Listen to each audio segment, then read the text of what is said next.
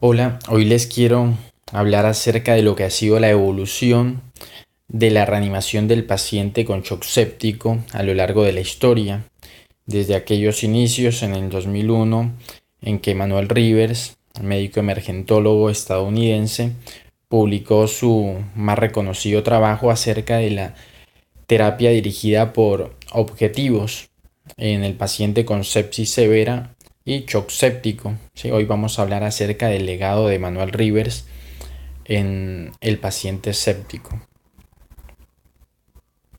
Manuel Rivers publicó su trabajo en el 2001 en el cual planteaba una terapia dirigida por objetivos tempranos en el paciente con sepsis severa y shock séptico.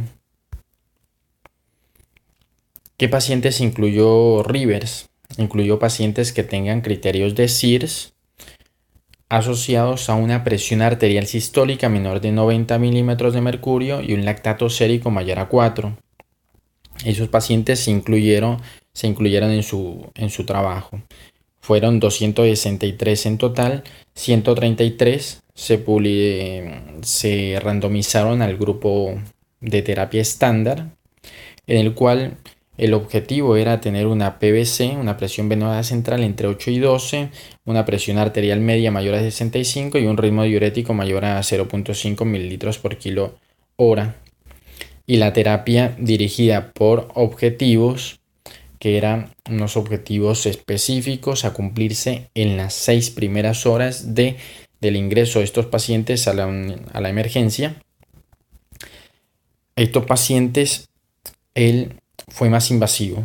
A todos les colocó una vía arterial, todos tenían un catéter de Swan-Ganz. ¿Para qué? Para monitorizar la saturación venosa central, ya que el resto de objetivos son similares al grupo de control. La PVC, la presión arterial media, el ritmo diurético son los mismos que quería alcanzar con el grupo de control, al grupo de terapia dirigida por objetivos. Pero como tenía un catéter de Swan-Ganz, monitorizaba la presión venosa central de forma continua. El objetivo era una saturación venosa central de oxígeno mayor a 70. ¿Cómo iba cumpliendo estos objetivos en el grupo experimental Manuel Rivers? Primero, llegaba el paciente a la emergencia hipotenso con criterios de SIRS, con una sepsis o un foco infeccioso sospechado o confirmado. Se le colocaba una TAM, se le colocaba un Swan-Ganz, medía la presión venosa central. Si estaba menor a 8, le colocaba cristaloides. Expandía al paciente con cristaloides o coloides. Si después de haber realizado una reposición adecuada de volumen, lograba una PVC entre 8 y 12, se cumplía ese objetivo, iba y miraba la presión arterial media. Si era menor a 65, colocaban vasoactivos, ¿sí? Noradrenalina, dopamina. Hasta ese entonces usaba esos dos medicamentos para subir la presión arterial. Pero también si el paciente después de la reanimación con fluido estaba hipertenso, tenía una presión arterial media mayor a 90, también colocaba vasodilatadores. Si con los agentes vasoactivos conseguía una presión arterial media mayor a 65 pero menor de 90, ¿sí? Vigilaba la saturación venosa central de oxígeno. Si esta estaba menor a 70, veía el hematocrito. Si el hematocrito estaba menor a 30, transfundía el paciente.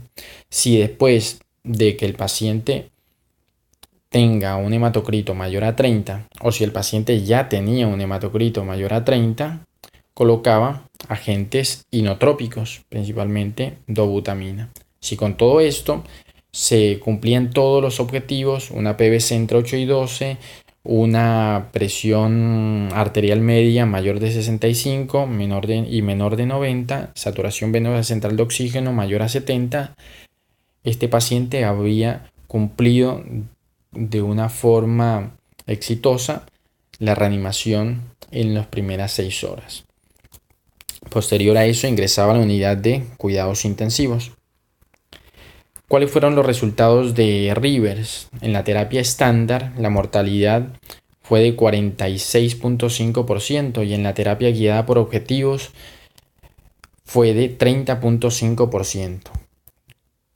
Con este protocolo, con ese manejo estandarizado, minucioso que instauró Rivers, logró reducir un 16% la mortalidad.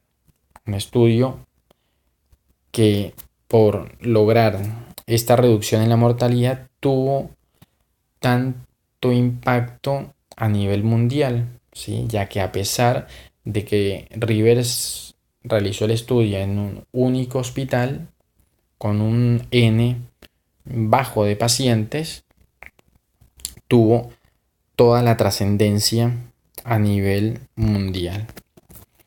Después, en el 2004, 2008, cada 4 años se iba actualizando lo que es la campaña Sobreviviendo a la Sepsis, 2004, 2008, 2012. En el 2012 ya se tenía un conocimiento mucho más claro acerca de la fisiopatología, se habían publicado mucho más estudios y se cambió un poco lo que era el protocolo, ¿sí? Ya no se quería lograr unos objetivos a las 6 horas, ya habían objetivos muy claros, muy definidos para las 3 primeras horas y otros objetivos a alcanzar en las siguientes 6 horas. En las primeras 3 horas, ¿qué se quería hacer? Se medía el lactato sérico. Si el lactato estaba elevado, se hacían mediciones seriadas, se extraían hemocultivos, se administraban antibióticos de amplio espectro, se reanimaba al paciente con cristaloides, 30 mililitros por kilo, si el paciente estaba hipotenso o tenía un lactato sérico mayor a 4. Posterior a eso, en las siguientes 6 horas se quería cumplir unos objetivos un poco más estrictos, ¿sí?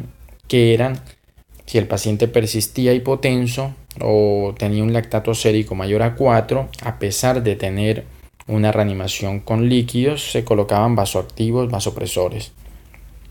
Se medía la presión venosa central y con el objetivo de llegar a entre 8 y 12, se medía la saturación venosa central de oxígeno, también el objetivo mayor a 70, y la medición seriada de lactato con el objetivo de lograr un clearance adecuado.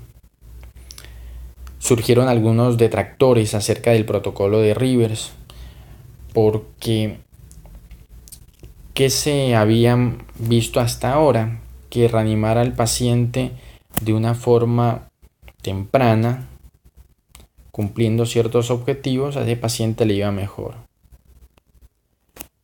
Y no había la necesidad de ser tan invasivo. Entonces se publicó el estudio PROCES, 1.341 pacientes, 31 hospitales en Estados Unidos, en el cual se comparó la terapia guiada por objetivos de Rivers versus una terapia estándar, ¿sí? No hubo ninguna diferencia significativa al año.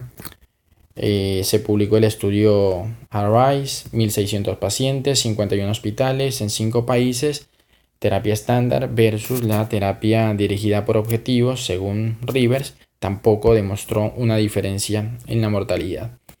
El estudio PROMISE, 1.260 pacientes, 56 hospitales de Inglaterra, comparaba igual terapia estándar versus reanimación guiada por objetivos sin diferencias en cuanto a la mortalidad. Después se hizo un metaanálisis de esos 3 estudios con un N total de 3.713 pacientes, 138 hospitales en 7 países. ¿Qué se observó? Que la mortalidad a los 90 días fue similar tanto para la estrategia guiada por objetivos versus la terapia estándar. ¿Cuál fue la diferencia entre estos dos grupos? Que la terapia guiada por objetivos, según Rivers, tuvo una mayor uso de la unidad de cuidados intensivos, mayor soporte cardiovascular y requirió más costos hospitalarios. Entonces, hasta aquí, ¿qué podemos concluir? Esto es una conclusión personal. Rivers publicó y realizó su estudio en el año 2001, ¿sí? El estudio se realizó entre el 97 y 2000 aproximadamente, en donde el conocimiento fisiopatológico, los recursos tecnológicos y todo el conocimiento que había en cuanto a la reanimación del paciente séptico estaba iniciando. No había tanta literatura como si la había en el momento que se publicaron los estudios que les comento, ¿sí? Esos estudios se publicaron entre el 2014 y 2015. Se empezaron a realizar después del 2010, hasta donde ya se tenía un conocimiento muy claro de que reanimar al paciente de forma temprana con cristaloides, si no mejoraba, usar vasopresores, cultivar en la primera hora al paciente, administrar antibióticos, eso mejoraba la mortalidad, disminuía la mortalidad. Entonces son estudios que se realizaron en tiempos y con condiciones diferentes y que no se pueden comparar. Entonces mi opinión personal es que Rivers creó conciencia en que el reconocimiento, el diagnóstico y tratamiento temprano del paciente escéptico disminuye la mortalidad. Entonces, el legado que Rivers nos dejó es que el manejo protocolizado en sepsis disminuye la mortalidad. Entonces, debemos ser muy estrictos a la hora de enfrentarnos a un paciente con shock séptico. Debemos tener muy claro los objetivos que queremos lograr. Si bien no vamos a ser tan agresivos como Rivers, no le vamos a colocar a todos un catéter de Swan-Ganz, no todo paciente va a requerir una vía arterial, pero sí existen múltiples variables dinámicas y estáticas que podemos usar para guiar la reanimación de nuestros pacientes. Y esto lo debemos hacer de forma temprana, ¿sí? Cultivar al paciente en la primera hora, administrarle el antibiótico, cristaloides, vasopresores si no mejora, ¿sí? Todo esto logró disminuir la mortalidad y es claro, ¿sí? No hay duda al respecto. En el 2016 se publicó la última campaña de Sobreviviendo a la Sepsis con una actualización con unos bundles en el 2018, que ya los objetivos no eran en las primeras 3 horas, sino ya todo se quería lograr más rápido. Siempre todo está enfocado a realizar de una forma más temprana todo. Entonces se publicó unos objetivos para la primera hora, ¿sí? Posteriormente, si quieren, podemos tratar este tema, esta actualización. Entonces, el mensaje que les quiero dejar es que Rivers nos enseñó que la reanimación guiada por unos objetivos mejora la mortalidad, como les mencionaba. Ahora hay muchos estudios que se han publicado, como el estudio Andrómeda, es un estudio chileno en el cual nos muestra un protocolo para reanimar al paciente, el cual es muy práctico y es un estudio muy bueno, ¿sí? El cual lo podemos revisar en un video posterior. Muchísimas gracias.